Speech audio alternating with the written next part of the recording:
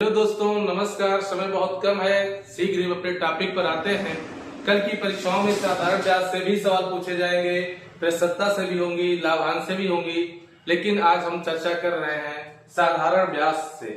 साधारण ब्याज में किस तरह की सवालें प्रतियोगी परीक्षाओं में आती हैं और हम कैसे उनका हल करेंगे।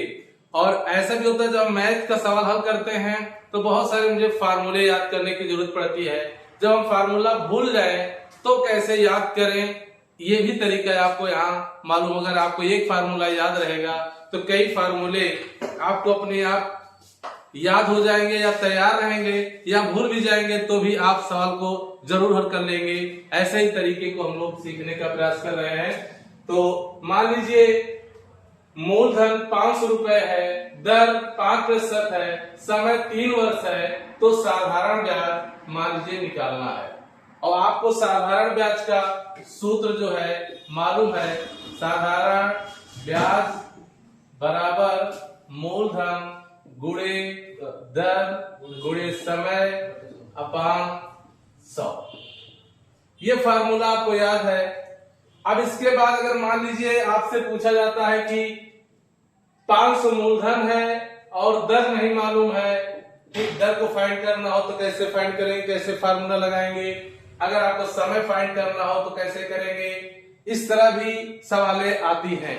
तो मान लीजिए यहाँ पर अभी आपको साधारण ब्याज निकालना है, तो साधारण ब्याज निकालने के लिए फार्मूला है साधारण ब्याज बराबर मूलधन गुणे दर इंटू समय अपान 100।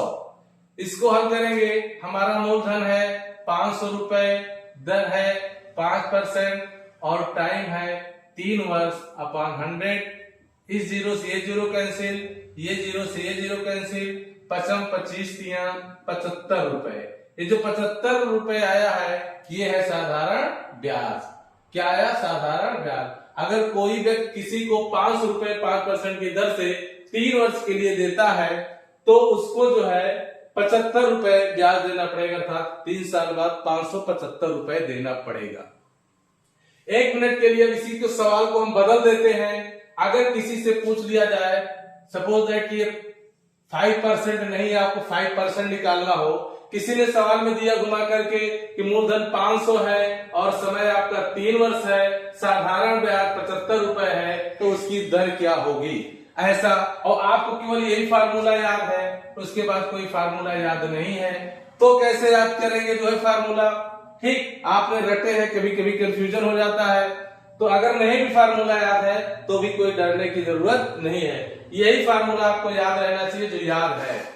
ठीक, जहां पर जो है उसको लिख देना है, अर्थात साधारण ब्याज की जगह पे साधारण ब्याज कितना है 75 रुपए है, इक्वल आपका जो है मूलधन कितना है, मूलधन आपका 500 रुपए है। निकालना क्या है, आपको दर निकालना है, इनटू समय कर देंगे अपान 100। सॉरी, समय कितना है, समय आपका 3 वर्ष है, ठीक, अपान 100। आपको निकालना क्या है, दर निकालना है। और फार्मूला नहीं याद था, सबका फार्मूला याद होना चाहिए तभी आपकी सवाल आ सकती है जो है। तो यहाँ अगर फार्मूला आपको नहीं भी याद है, केवल एक ही फार्मूला याद है साधारण ब्याज बराबर मूलधन गुणे दर गुणे समय 500, तो भी आप सवाल को लगा सकते हैं। अर्थात जहाँ साधारण ब्याज है वहां साधारण ब्याज लिख दीजिए, जहाँ मूलधन है मूलधन, दर के स्थान पे दर लिख दो, समय के स्थान पे जितना समय दिया गया है अपान 100। इसको ऐसे करके ऐसे क्रॉस मल्टीप्लाई कर दीजिए, ठीक है। तो आपका निकल आएगा दर इक्वल, ठीक है, 75 इंटू 100 अपान 500 इंटू 3। अब उस तरह अगर दर का फार्मूला था, अगर हमें याद करना पड़ता तो दर का सूत्र है, दर निकालना हो तो साधारण ब्याज इंटू 100 अपान मूलधन गुणे समय। आइए हम भूल सकते हैं कि फार्मूला में कि मूलधन था यहां लिखा था या कि साधारण ब्याज था, तो वो भूलने का चांस ही नहीं रहेगा। आप डायरेक्ट जो है वही फार्मूला रखिए और ऐसे करके क्रॉस मल्टीप्लाई कर दीजिए तो अपने आप फार्मूला निकल के आ जाएगा।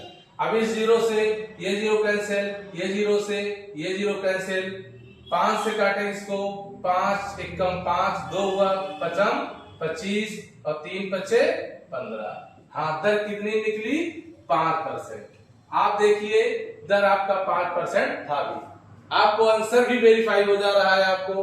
ठीक, अब मान लीजिए 1 सेकंड के लिए कि आपको दर मालूम है और आपको समय ज्ञात करना है।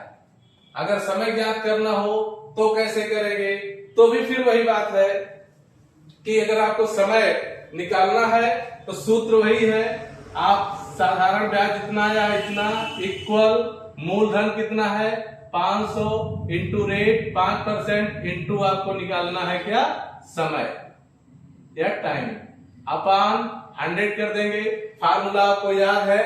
नहीं याद है कोई दिक्कत नहीं, आप ऐसे अपान 1 करेंगे, क्रॉस मल्टीप्लाई करेंगे, लिखेंगे दर इक्वल 75 इंटू 100 500 इंटू 5। सॉरी यहां पे समय लिखना था, समय निकालना है। समय इक्वल आपका जो साधारण ब्याज आया है उतना इंटू 100 अपान मूलधन इंटू दर। अब ये 5 0 से 0 कैंसिल, ये 0 से ये 0 कैंसिल, 5 एक कम 5 पचम 25 और 5 तिहाई 15। जी देखिए समय कितने वर्ष आ गया 3 वर्ष और समय 3 वर्ष था भी। अगर आपसे पूछ लिया जाए कि मूलधन कितना होगा, ठीक, अगर कोई भी जो है दर 5% है, समय 3 वर्ष दिया गया है, साधारण ब्याज अगर 75 रुपए है तो उसका मूलधन क्या होगा? अगर ऐसी सवाल हल करने के लिए आ जाए तो भी आपको फार्मूला याद करने की जरूरत नहीं है। लिखेंगे 75 इक्वल, क्योंकि 75 आपका साधारण ब्याज है, मूलधन आपको निकालना है इंटू समय आपका कितना है, दर कितना है 5%, समय 3 वर्ष अपॉन 100, फिर इसे हम क्रॉस मल्टीप्लाई कर देंगे, फिर लिखेंगे मूलधन इक्वल, ठीक, मूलधन इक्वल 75 इंटू 100 अपॉन 5 इंटू 3। ये हो जाएगा हमारा 5 5 एकम 5 पचम 25 और 3 पचे 15 100 पंचे 500, मूलधन बराबर क्या हो गया 500। देखिए एक ही फार्मूला था हमारा, साधारण ब्याज के और मुझे फार्मूला याद करना पड़ा, इस फार्मूले के आधार पर हमें साधारण ब्याज मिल गया। अब कहीं किसी भी सवाल में अगर आपको साधारण ब्याज पूछा जा रहा है तो ये फार्मूला लगा देना है, अगर समय पूछा जा रहा है तो भी यही फॉर्मूला लगा करके जो आपको अमाउंट है, जो चीज दिया गया है उसी को रख करके आप क्रॉस मल्टीप्लाई करके आप दर भी निकाल सकते हैं और आप जो है समय भी निकाल सकते हैं और आप मूलधन भी निकाल सकते हैं। अगर आप फार्मूला याद है तो भी कोई दिक्कत नहीं और नहीं याद है तो भी कोई दिक्कत नहीं, एक ही फार्मूले से सब कुछ आ जाएगा। जी हाँ दोस्तों, इस तरीके से अगर आपको किसी सवाल में मूलधन निकालना हो, दर निकालना हो या रेट निकालना हो या समय निकालना हो, आप इस तरीके से आसानी से निकाल सकते हैं। कभी कभी सवालों में प्रतियोगिता परीक्षाओं में भी पूछ लिया जाता है कि एक वर्ष किसी भी मूलधन का या 500 रुपए मूलधन का 5% दर से 3 वर्ष का साधारण ब्याज और चक्रवृद्धि ब्याज में क्या अंतर है? अंतर भी पूछ लिया जाता है, साधारण ब्याज और चक्रवृद्धि ब्याज में अंतर। तो दोस्तों अगर 1 साल का पूछा गया है तो 1 साल में साधारण ब्याज और चक्रवृद्धि ब्याज में कोई अंतर नहीं होता है, क्योंकि जब हमारा पहले वर्ष का जो मूलधन और जो दर होगा वो दूसरे वर्ष में जो हमारा पहले वर्ष का मूलधन और जो साधारण ब्याज होगा वो दोनों जुड़ करके अगले साल का जो है मूलधन बनता है, तब डिफरेंस आएगा। लेकिन अगर 1 साल के लिए रहेगा तो साधारण ब्याज और चक्रवृद्धि ब्याज में कोई डिफरेंस नहीं होगा। तो अगर ये पूछा गया कि 2 साल में, ठीक, 500 रुपए का 5% की दर से 3 ही वर्ष का साधारण ब्याज और चक्रवृद्धि ब्याज में क्या अंतर है? अगर हमें साधारण ब्याज और चक्रवृद्धि ब्याज का अंतर निकालना हो तब कैसे निकालेंगे? ठीक है, तो चक्रवृद्धि ब्याज बराबर सूत्र होता है चक्रवृद्धि ब्याज बराबर, अर्थात इसको ऐसे लिख लेते हैं a बराबर p 1 प्लस r बटा 100 पावर t, मतलब मिश्रधन बराबर मूलधन 1 plus rate upon 100 power time. तो आपका मूलधन कितना है 500 रुपए है, 1 प्लस आर कितना है 5% है, अपान 100 पावर टाइम कितना है 3 वर्ष है। इसको ऐसे काटेंगे 5 एकम 5, 5 दशमलव 100, अर्थात ये हो गया है आपका 500, 20 एकम 20, 20 से 21, 21 बटा 20 पावर टी।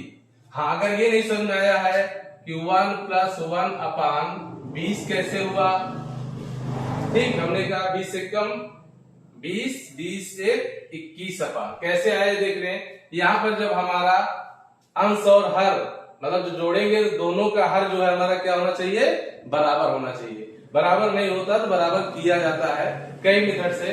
तो अगर इसका एलसीएम लेंगे तो हमारा हो जाएगा 20 और इसमें 20 होना चाहिए, 20 एकम 20, 20 + 1 बराबर 21 अपान 20, ठीक है।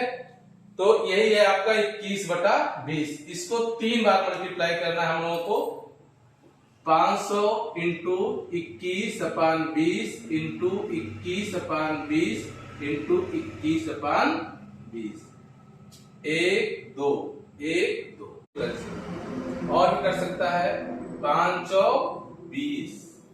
अब ये हो जाएगा 21 को 21 से मल्टीप्लाई करेंगे तो 4 से 41 आएगा, 4 से 41 को फिर 21 से गुणा करेंगे तो 92 61 आएगा। कितना आएगा 92 61 अपान 2 दूनी 4, 4 चौक 16, 16 आ जाएगा।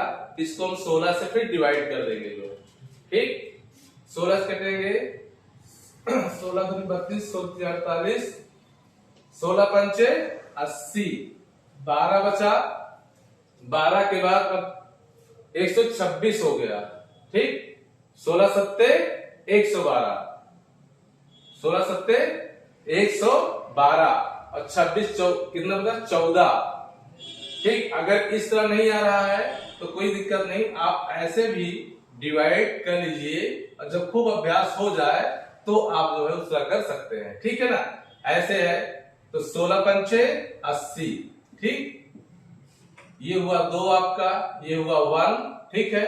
और फिर हम क्या उतारेंगे 6, तो 16 सत्ते 112, ठीक, 6 में से 2 गए 4 और 2 में से 1 गए 1, ठीक। अब ये हो गया 1। अब 16 को पढ़ना है कितनी बार जाना चाहिए, 16 गुणिया 144 ज्यादा हो जाएगा तो 16 अट्ठे कितनी बार ले जाना है 16 अट्ठे, ठीक, 128,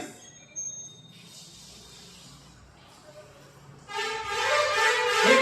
अब उसके बाद हम फिर जो है इसको घटाएंगे, 11 में से 8 गए 8 3 11, यहां हुआ 3, 3 में से 2 गए 1, ठीक।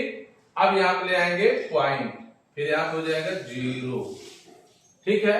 फिर होगा आपका 16 अट्ठे 128, फिर यहां बचे कितना आपका 10 में से 8 गए 2, ठीक, और यहां 2 से 2 0, ठीक, और ये भी 0। अभी और कोई संख्या है, अच्छा ठीक। अब यहां हम 0 बढ़ा सकते हैं फिर से, और फिर इसके बाद 16 एक कम 16, 4 बचा, ठीक है। पॉइंट 2 तक ले जाइए, उसके बाद और आगे ले जाने की जरूरत नहीं है, चाहे तो ले जाए चाहे तो ना ले जाए। अब ये आपका है मिश्र धन, क्या है आपका मिश्र धन। इसमें अगर मूलधन घटा देंगे तो हमारा ब्याज बचेगा, तो ब्याज बराबर सूत्र होता है मिश्र धन माइनस मूलधन। तो ब्याज आपका हुआ 578.81 माइनस 500 मूलधन था, आपका ब्याज हुआ 78.81। ये चक्रवृद्धि ब्याज है, अगर आप किसी को चक्रवृद्धि से देते हैं तो 78.81 होगा।